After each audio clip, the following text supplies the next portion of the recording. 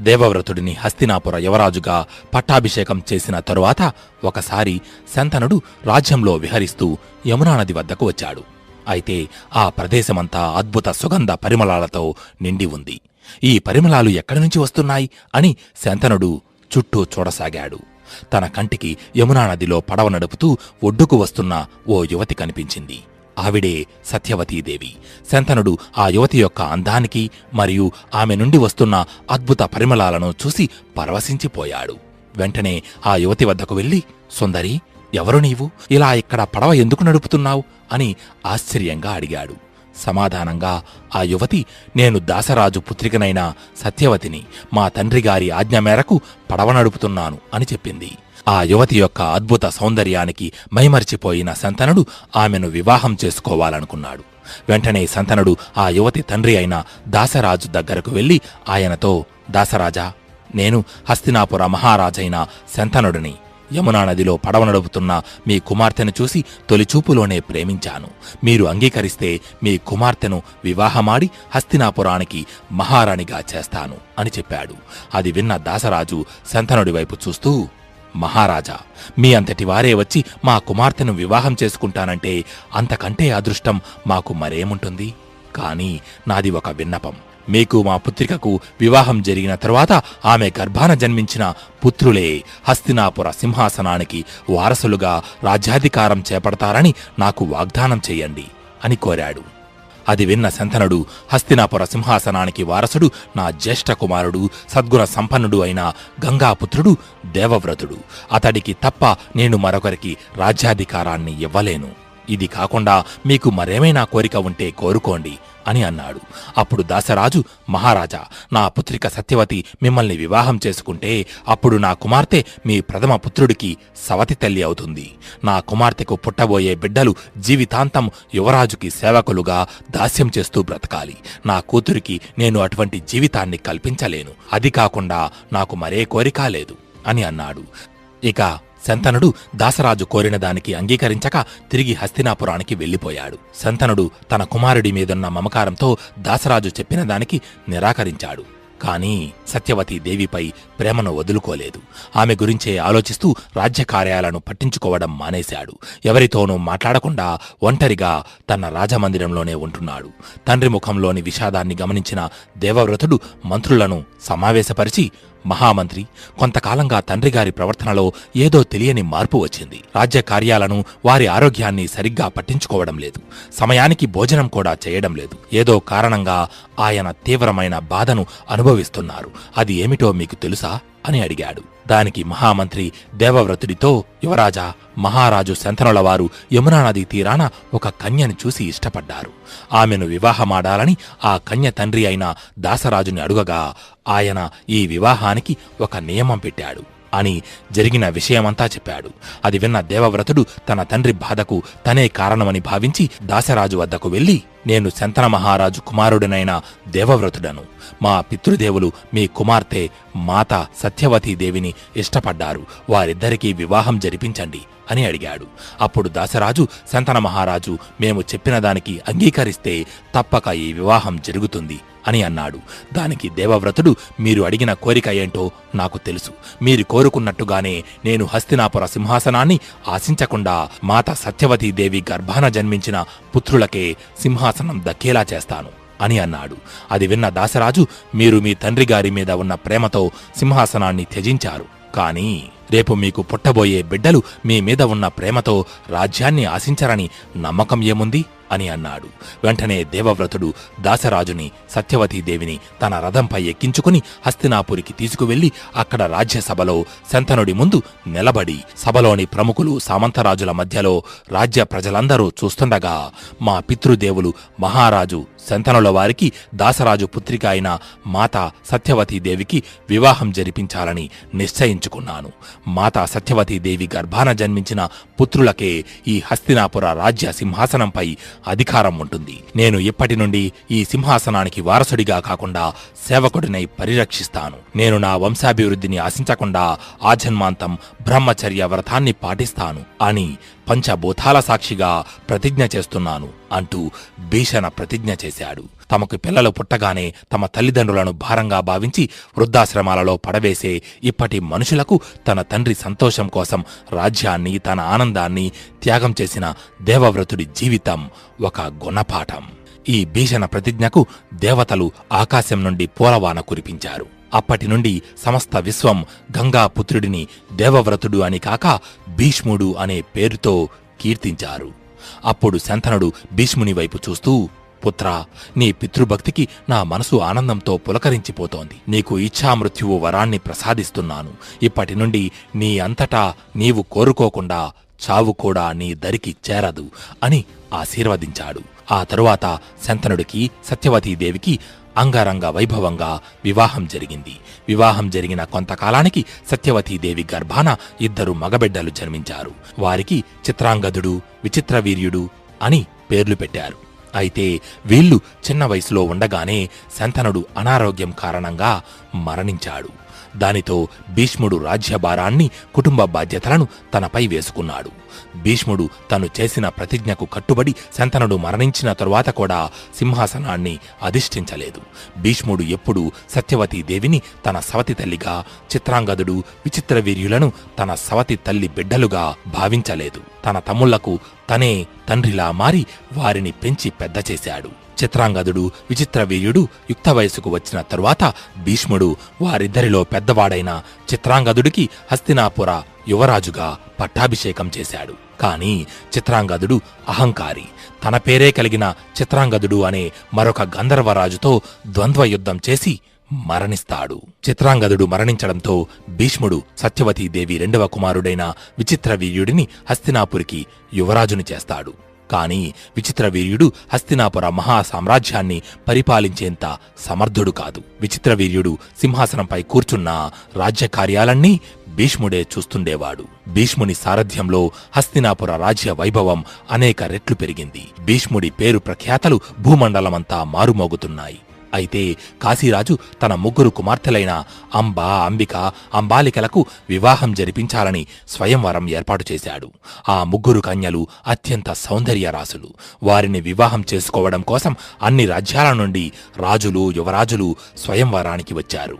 ఈ విషయం భీష్ముడికి తెలిసి ఆ 3 కన్యలను తన తమ్ముడైన విచిత్రవీర్యునికి ఇచ్చి వివాహం చేయాలని నిశ్చయించుకొని తను కూడా ఆ స్వయంవరానికి బయలుదేరాడు. భీష్ముడు కాశీరాజ్యానికి చేరుకుని ఆ స్వయంవర సభలో ప్రవేశించి కాశీరాజు కుమారులైన 3 కన్యలను తన రథంపై ఎక్కించుకొని స్వయంవరానికి వచ్చిన రాజులందరి వైపు చూస్తూ, ఈ కన్యలను క్షత్రియ వివాహం ప్రకారం హస్తినాపుర యువరాజైన నా తమ్ముడు విచిత్రవీర్యునికి ఇచ్చి వివాహం జరిపించడానికి తీసుకువెళ్తున్నాను. మీలో ఎవరికైనా నన్ను ఎదిరించగల సామర్థ్యం ఉంటే నన్ను అడ్డగించవచ్చు అని అన్నాడు. దానితో స్వయంవరానికి వచ్చిన రాజులందరూ వారి ఆయుధాలను చేతబట్టి భీష్ముడితో యుద్ధానికి సిద్ధమయ్యారు. సమస్త భూమండలంలోని రాజులందరూ ఒకవైపు ఉన్నారు. భీష్ముడు ఒక్కడే మరోవైపు నిలబడ్డాడు. రాజులందరూ వారి ధనస్సులను ఎక్కుపెట్టి ఒక్కసారిగా భీష్మునిపై బాణాలు సంధించారు. కుప్పలు తెప్పలుగా కొన్ని వేల బాణాలు భీష్ముడి వైపే వస్తున్నాయి. అప్పుడు భీష్ముడు తన ధనస్సుకి బాణాన్ని జోడించి నోటితో ఒక మంత్రాన్ని జపించి వింటినారిని గట్టిగా లాగి బాణాన్ని వదిలాడు. భీష్ముడు ధనస్సు నుండి వెలువడిన బాణం 2గా మారి భీష్ముడి ముందే చిన్నపాటి బ్లాక్ హోల్స్ లాంటి 2 మాయా రంధ్రాలు ఏర్పడ్డాయి. భీష్ముడి మీదకు వేగంగా వస్తున్న ఆ బాణాలు భీష్ముడి ముందు ఉన్న ఒక రంధ్రంలోకి ప్రవేశించి ఆ రంధ్రానికి పక్కనే ఉన్న 2వ రంధ్రం ద్వారం నుండి బయటకు వచ్చి తిరిగి మళ్లీ ఆ బాణాలు వేసిన వారి మీదికే వెళ్ళాయి. భీష్ముడు ఇంకో బాణాన్ని ఎక్కుపెట్టి ఆకాశంలోకి వదిలాడు. ఆ బాణం ఆకాశంలోకి వెళ్లగానే అక్కడి వాతావరణం మారిపోయింది. ఆ ప్రదేశమంతా కారుమేఘాలు ఆవహించి ఆకాశం నుండి అగ్నిగుండాలు కురుస్తున్నాయి. భీష్ముడి శౌర్య పరాక్రమాలకు ఆ రాజులందరూ వారి రథాలతో వెనక్కు తిరిగి పారిపోతున్నారు. అలా వెనక్కు తిరిగి పారిపోతున్న కొన్ని వేల రథాల మధ్య నుండి ఒక్క రథం మాత్రం భీష్ముడికి ఎదురుగా ముందుకు వచ్చి ఆగింది. ఆ రథంపై ఉన్నది సాల్వ మహారాజు. ఇంత జరిగినా సాల్వుడు భీష్ముడిని అడ్డగించడానికి ప్రయత్నించడం వెనుక ఒక కారణం ఉంది. కాశీరాజు 3 కుమార్తెలలో పెద్ద కుమార్తె అయిన అంబా, సాల్వుడు ఇంతకు ముందే ప్రేమించుకున్నారు. స్వయంవరంలో అంబ సాల్వుడి మెడలో వరమాల వేసి అతనిని భర్తగా స్వీకరించాలని ఎన్నో ఆశలు పెట్టుకుంది. వాళ్ళు అనుకున్నది జరిగే సమయానికి ఎవరూ ఊహించని విధంగా భీష్ముడు అక్కడికి వచ్చి అక్కడి రాజులకు సవాలు విసిరి ఈ కన్యలను తీసుకుని వెళ్తున్నాడు. సాల్వుడు తన రథంపై నిలబడి తన ముందు ఉన్న భీష్ముడితో, గంగాపుత్ర భీష్మ, ఈ రోజు నీకు ఈ సాల్వుడి శక్తి ఎంతటిదో రుచి చూపిస్తాను. నేను వేసే బాణ పరంపరతో నిన్ను మూర్ఛపోయేలా చేస్తాను అని సాల్వుడు తన మాట పూర్తి చేసే లోపే భీష్ముడి ధనస్సు నుండి ఒక బాణం వెలువడి సాల్వుడి చేతిలోని ధనస్సును విరగ్గొడుతుంది. సాల్వుడు మరో ధనస్సును తీసేలోపు భీష్ముడు సాల్వుడి మీదకు మరో బాణాన్ని సంధిస్తాడు. ఆ బాణం 3 బాణాలుగా మారి సాల్వుడి రథసారథికి తగిలి సాల్వుడి రథంపై ఉన్న జెండాను, అతని తలపై ఉన్న కిరీటాన్ని నేలరాలుస్తుంది. సాల్వుడు అవమానంగా భూమిపై పడి ఉన్న తన కిరీటాన్ని చూసి తిరిగి భీష్ముని వైపు చూసే లోపే భీష్ముడు ధనస్సు నుండి ఇంకో బాణం వచ్చి సాల్వుడి రథానికి తగిలి ఆ రథం కుప్పకూలి రథంపై నిలబడి ఉన్న సాల్వుడు నేలపై పడిపోతాడు. ఇలా స్వయంవరానికి వచ్చిన రాజులందరినీ జయించి కాశీరాజు 3 కుమార్తెలను తీసుకుని భీష్ముడు హస్తినాపురానికి చేరుకున్నాడు. భీష్ముడు వచ్చేసరికి రాజభవనం ముందు సత్యవతీదేవి హారతి పట్టుకుని నిలబడి ఉంది. సత్యవతీదేవిని చూసిన అంబాదేవి ఒక్కసారిగా ఏడవడం మొదలుపెట్టింది. వెంటనే సత్యవతీదేవి, ఏమైందమ్మా, ఎందుకు కన్నీరు పెడుతున్నావు అని అడుగగా దానికి అంబా, నేను ఇంతకు మునిపే మహారాజు సాల్వుడిని ఇష్టపడ్డాను. నా మనసులో ఏముందో తెలుసుకోకుండా మీ పుత్రుడు భీష్ముడు నన్ను ఇలా స్వయంవరం నుండి తీసుకువచ్చాడు అని చెప్పింది. అది విన్న భీష్ముడు అంబాదేవితో, అమ్మా, మీ మనసులో మరొకరు ఉన్నారన్న విషయం నాకు తెలియదు. ఒకవేళ తెలిస్తే మిమ్మల్ని ఇలా తీసుకువచ్చేవాడిని కాదు.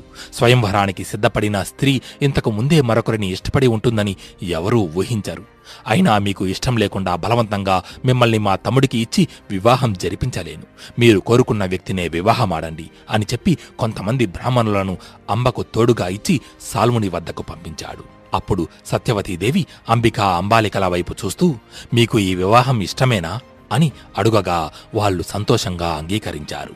దానితో విచిత్రవీర్యునికి అంబికా అంబాలికలను ఇచ్చి వివాహం జరిపించారు. అయితే మరుసటి రోజు ఉదయం ఎవరూ ఊహించని విధంగా అంబాదేవి తిరిగి హస్తినాపుర రాజ్యసభలో అడుగుపెట్టింది. అంబని చూసిన భీష్ముడు, సత్యాదేవి ఆశ్చర్యపోయారు. తన ముందుకు వచ్చిన అంబను చూసిన సాల్వుడు అంబతో, ఎందుకు వచ్చావు అని అడిగాడు. దానికి సమాధానంగా అంబా సాల్వుడి వైపు చూస్తూ, మన ప్రేమ విషయం భీష్ముడికి చెప్పగా అతడు దయతో నన్ను నీ వద్దకు పంపించాడు. ఇక మనకి ఏ అడ్డంకీ లేదు. మనం ఈ క్షణమే వివాహం చేసుకుందాం అని అంది. అప్పుడు సాల్వుడు, భీష్ముడు స్వయంవరానికి వచ్చిన రాజులందరినీ జయించి నిన్ను గెలుచుకున్నాడు. ఒక క్షత్రియుడిగా వేరొకరు దయతో దానం చేసిన స్త్రీని నేను వివాహం చేసుకోలేను. ఇక్కడి నుండి వెళ్ళిపో అని అన్నాడు. ఆ మాటలకు అంబ మనసు మొక్కలయ్యింది. రాజ్యసభలో అంబ భీష్ముడికి జరిగిన విషయమంతా చెప్పింది. దానికి భీష్ముడు అంబాదేవితో, అమ్మా, స్వయంవరం నుండి మిమ్మల్ని తీసుకువచ్చినప్పుడే మీరు విచిత్రవీర్యునితో వివాహానికి ఒప్పుకొని ఉంటే మీరు ఈ హస్తినాపురికి మహారాణి అయ్యేవారు. కాని ఇప్పుడు సమయం మించిపోయింది అని అన్నాడు. అప్పుడు అంబా, గతిలేక ఎవరు దొరికితే వారిని వివాహం చేసుకోవడానికి నేనేమీ ఆటబొమ్మని కాదు. స్వయంవరంలో రాజులందరినీ ఓడించి నేను ప్రేమించిన వాడిని నాకు కాకుండా చేసిన నువ్వే నన్ను వివాహం చేసుకోవాలి అని అంది. దానికి భీష్ముడు, నేను ఆజన్మాంతం బ్రహ్మచర్య వ్రతాన్ని పాటిస్తానని ప్రతిజ్ఞ చేశాను. నేను మిమ్మల్ని వివాహం చేసుకోలేను అని సమాధానమిచ్చాడు. అప్పుడు అంబా, ఆ విషయం నాకు తెలుసు, కాని ఇప్పుడు ఆ ప్రతిజ్ఞను మీరవలసిన సమయం ఆసన్నమైంది అని అంది. అప్పుడు భీష్ముడు, సూర్యచంద్రులు గతులు తప్పవచ్చునేమో గాని ఈ భీష్ముడు చేసిన ప్రతిజ్ఞను మీరాడు అని గర్వంగా పలికాడు. దానితో అంబాదేవి కోపంగా, నువ్వు ఏ శక్తి సామర్థ్యాలను చూసి మిడిసిపడుతున్నావో ఆ గర్వాన్ని అనగదొక్కుతూ మళ్లీ తిరిగి వస్తాను అని చెప్పి ఆ సభను వదిలి వెళ్ళిపోయింది.